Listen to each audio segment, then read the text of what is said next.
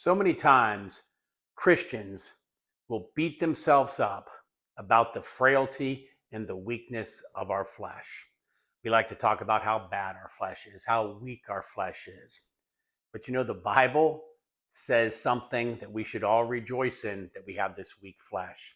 And if you look in 2 Corinthians 4:7, let me read it to you. It says, however, we possess this precious treasure, this divine light, in frail human vessels of earth. Now, why do we do that?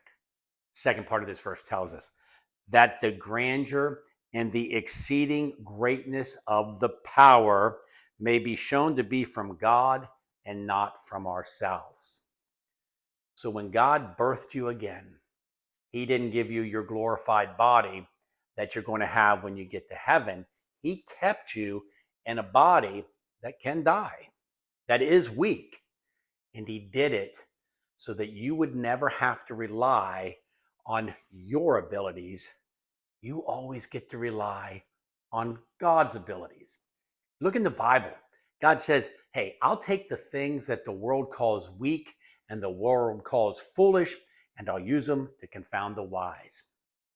The Bible says that God will do things through us, even through this weak, frail flesh, that are so far beyond anything we can ask, think, feel, pray for, or believe for, by his power that is at work within us.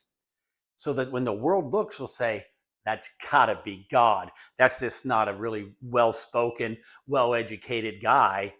That is a frail human guy. If you look at Paul's life, Paul was sick a lot. And he says, that he didn't speak with enticing words, so it doesn't sound like he was a well-spoken guy. He says, but that was happening so that the glory could be through the Spirit. You look at Moses, same thing. Moses was a stutterer. He didn't want to do it, but God chose him because he says, I'm going to show my power working through things that the world doesn't believe that can happen. And so he kept you with that frail body.